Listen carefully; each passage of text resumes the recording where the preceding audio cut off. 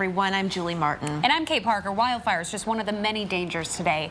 In parts of the Northwest, like where those wildfires are going on, extreme heat, but also a severe storm threat today. Absolutely. And, you know. Okay, so speaking of Ohio, how about Cincinnati, where the rain's starting to come to an end right now, but you're still going to see some thunderstorms later on today. Then you've got that risk tomorrow, and then you've got it on Wednesday evening as well. So this is not just today's threat. Julie was telling you all about that. Let's talk about tomorrow. This moves a little farther east. You'll notice this low heads that direction, riding along the jet stream. We've got this cold front that's lingering off to the east, and that moist flow has returned out of the south, although it is definitely not as potent as it was last week. So that's good news, if there is any, that the humidity levels have come down a little bit. Those dew points down a little bit. Not quite as much fuel for the fire, but certainly enough of those strong mid-level winds to create a few thunderstorms that could be strong or even severe. So here's the risk area for tomorrow. This is what we've got rocking and rolling from Buffalo down through North Alabama, northern Mississippi. We even have that risk of severe weather.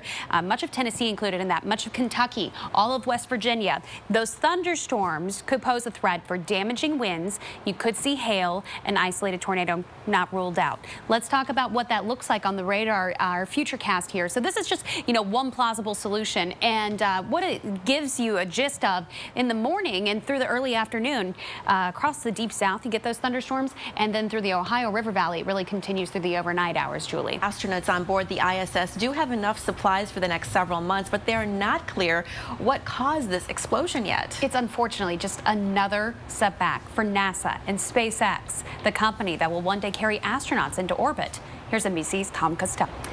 And that's going to be tough. Right. Yeah.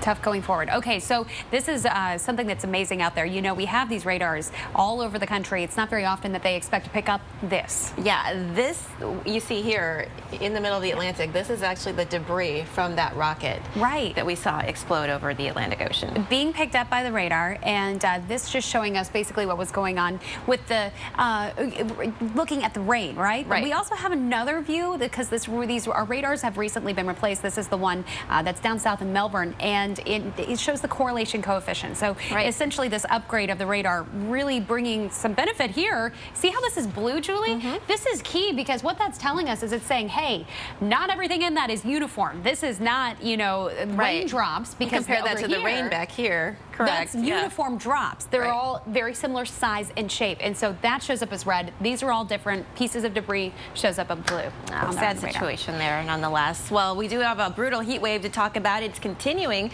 to shatter some records in the West. And you see? Don't like that. All right, thanks for staying with us here on Weather Center Live. I'm meteorologist Kate Parker. And I'm meteorologist Julie Martin. We're talking about more severe weather today into tomorrow as well. We've got the extreme heat in the West. A lot to talk about this hour. We'll start now with that severe weather threat, though. Take a look. So you might be saying, okay, yeah, it's hot. You just crank up the AC. But this is a big problem. If you don't live in the West, you may not realize this.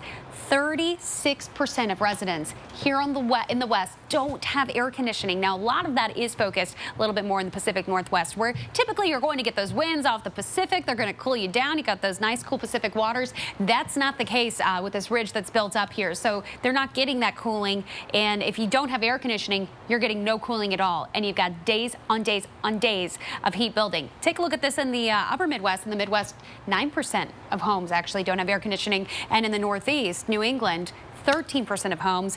Not surprisingly, we've got only a whopping 2% of homes without air conditioning in the Deep South because we know how hot it gets down there. So this is kind of our topic, right, today. And going in depth with our inside weather, the Northwest heat, the drought that's ongoing, driving fire potential, all kinds of things. That's right. And Dan Leonard, a senior